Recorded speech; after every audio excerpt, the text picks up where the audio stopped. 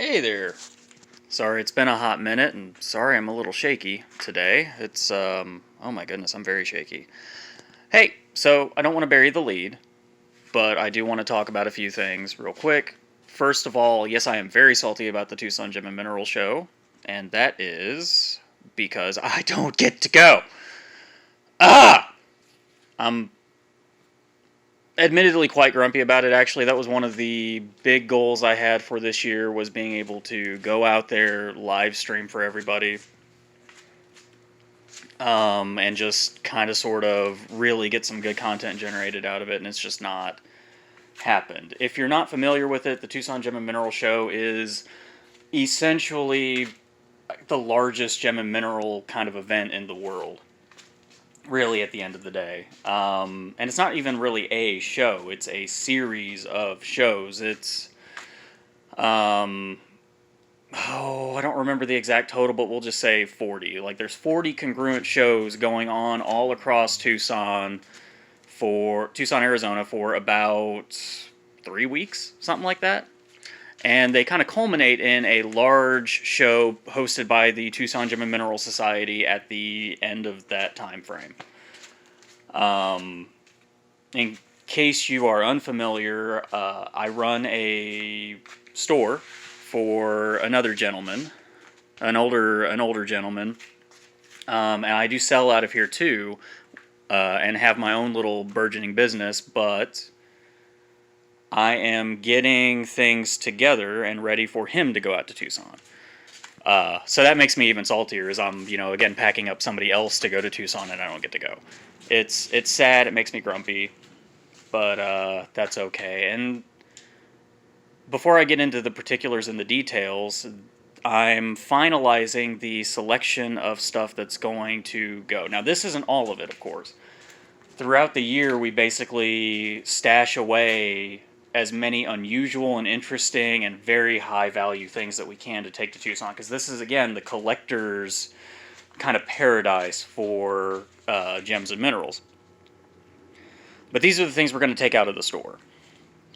Or at least the kind of sort of final selection. He'll come through in probably the next hour or two, check the boxes, make sure there's not something he doesn't want to take, and then these fold-up boxes will get closed up and will get loaded into the van, and then this next week things will go.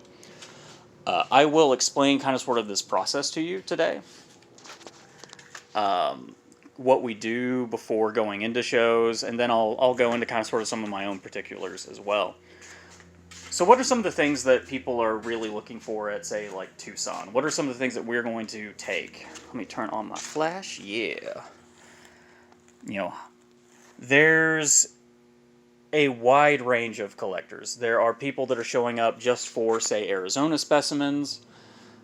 There are people that are showing up for unusual localities. If you're looking for something unusual, Tucson's probably the place you're going to be able to get it. So, for us personally, we end up taking a lot of, say, Missouri specimens.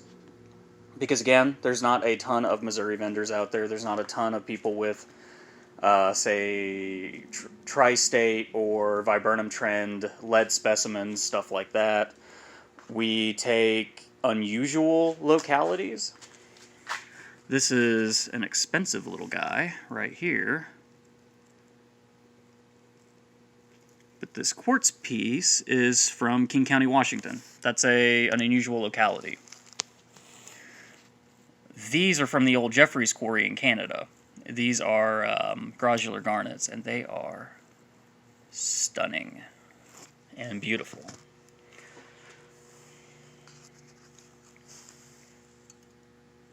This is just an unusual specimen. It is, oh my goodness, I hate this word, hydroxyapophyllite.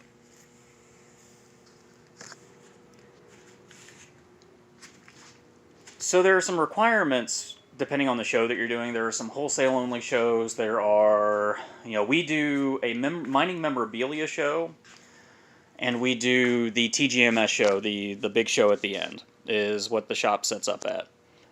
And one of the requirements that we have is we have to be at least 90% minerals, because it is a mineral show. Our kind of exception to the rule this year is we are taking some ginkgo leaves, some fossilized ginkgo leaves, but only a couple of them. So we're not taking, say, tumbled stones or anything of this sort. But we will typically pick up a bunch while we're out there. Tucson, we usually make a lot at Tucson, but it almost all gets spent on more material. It almost always gets spent on more material coming back. Here's an unusual locality as well. This is a creedite from Nevada. And it is a very unusual piece. That's an unusual locality. But for reference, this is a creedite from Mexico. And as you can tell, it looks very different. And is much larger and is less expensive than the other one. Alright, fine, cool. But again, collectors are looking for unusual localities. They're looking for unusual things. Some people go out there and they're just looking for like the shiniest thing they can. Brazilian vendors, stuff like amethyst from Brazil, like this little guy right here. There's a bunch of vendors that sell that kind of stuff out there, so we won't take much of that. We will take, say, Thunder Bay amethyst, because that's an unusual locality. But again, something bizarre. For instance, this is a calcite. Sweet little poker chip calcites. Or at least, or they call them like stat calcites or something like that. It's got kind of a poker chip look. But it's a calcite point coated by more calcite. Somebody might say, oh, hey, I've got so much calcite, but I don't have calcite on calcite from this one quarry. Collectors are interesting. We'll also take localities, that are native to, say, Arizona or wherever we're going for a show. This is copper that's crusted in malachite, and it's from Pima County, so it's from the same county that Tucson itself is in. So, say an international vendor might look for a really cool piece from that specific locality that something else will stock. But, again, any kind of unusual minerals, anything particularly flashy. Again, I'm kind of shaky today. I apologize. Anything especially fun or flashy. These little South African smoky amethyst scepters are really fun. So yeah, you'll notice the boxes have numbers on them, or rather lettering. They're kind of upside down at the moment because the lids are upside down. That one says M2435. That means that it is a mineral box, and it has size 24 or 35 specimens in it. These are 24s. These are 35s, just meaning that 24 can fit to a box, or 35 can fit to a box. The organization is very important for a show, especially a bigger show like Tucson, because setup takes forever. It's one of the most annoying parts of doing a show. So knowing what's in a box, and it cuts down so much time in trying to figure out what you're going to set up where. You'll notice this one here has DNF on it. It says mixed and DNF. The DNF stands for do not freeze. So, certain minerals like these little scepters that have a lot of kind of vacuous space inside of them can be susceptible to freezing. They might pop or break.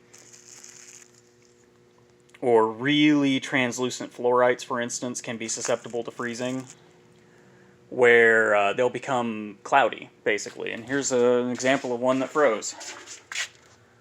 And it is now quite milky and cloudy. It's also got some crusting on it. It's a cool piece, but it's not where it needs to be. So yeah. Anyway. Again, we won't usually take big cathedrals or anything like that, because a big cathedral will... Again, there's so many of those out there. And it also takes up a lot of space. And it's heavy, and it's just a pain. So yeah, that's kind of the... Oh, mining memorabilia. We also do a mining memorabilia show, so we take stuff like big old carbide drums and mining lamps. That's the kind of stuff that will do particularly well. These are some of the ones that are left behind. Some old mining lamps and such. That's a really cool one up there. Again, collectors will... Everybody has a thing, and collectors jump at different things. You never really know exactly what's going to do really well. But again, you can have an idea. So this is actually from the town the shop is in. The shop is at exit 189 on I-44 in Rolla, Missouri. And this is a little calcite, barite, and pyrite specimen. It came from Capital Quarries, which is just north of town. It was a one-time pocket they hit probably 15, 20 years ago. And they still get a lot of pyrite out of there. Anytime that there's a new batch of gravel dropped anywhere that came from Capital Quarries, you'll see pyrite mixed in with it. But they haven't really hit the calcite and barite specimens like they had.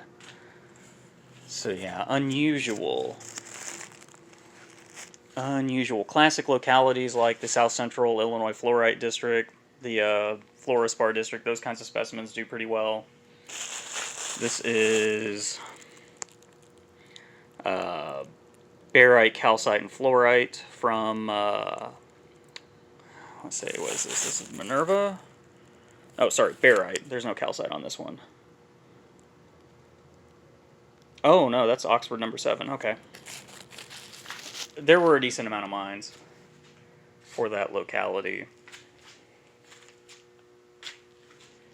But yeah, we'll just do some quick shots of some of the specimens. This is a low budget kind of release today. I love this piece. This is from Mexico, but this is a Druzy quartz coated danbarite specimen. And it is just, it's really cool. Just look at that flash. Anyway, this is kind of a low-budget post today. I do have to apologize for not doing a whole lot post-wise this week.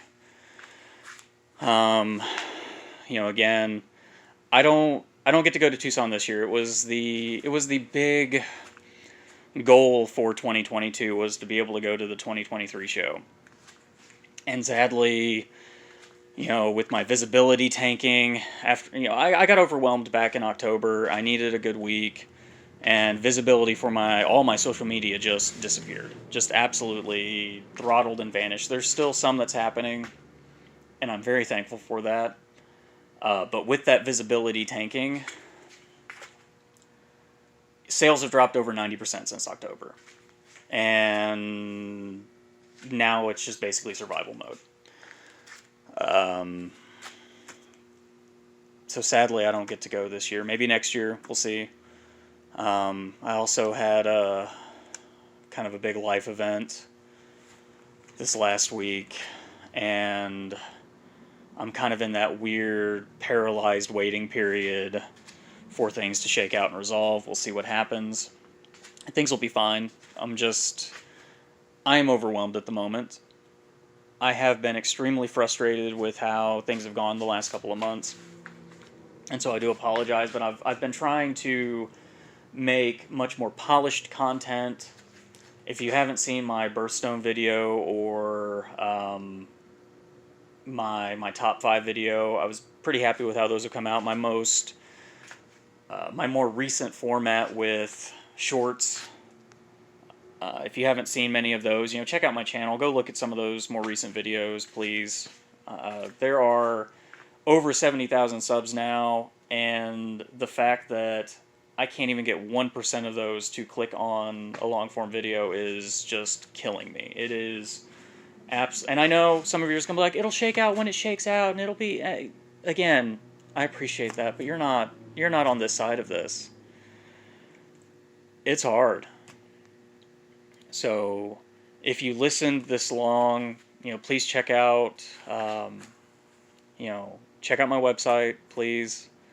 I have a Discord. I don't want to lose touch with y'all. And, people have been posting some pretty fun stuff. I've been seeing a lot of fun mineral specimens people have been posting and some memes and jokes and stuff. And the folks that are over there have been really nice.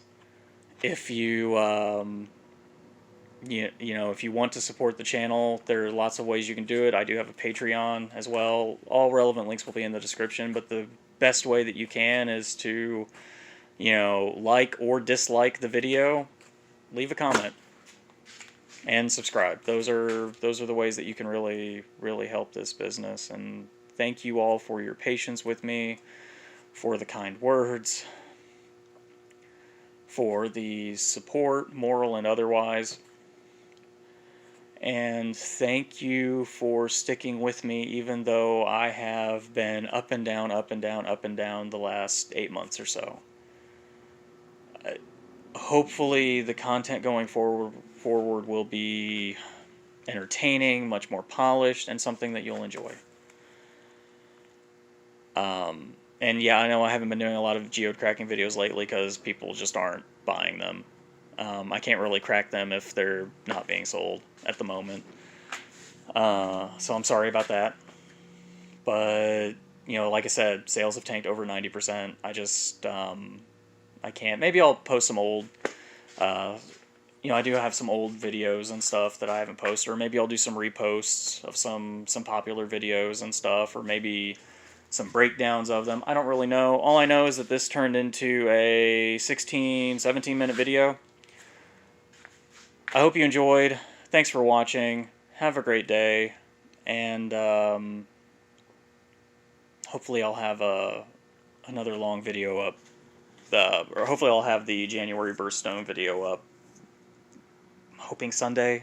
It's got to be next week. It's got to be next week. I got to get it done before January ends. Have a good day.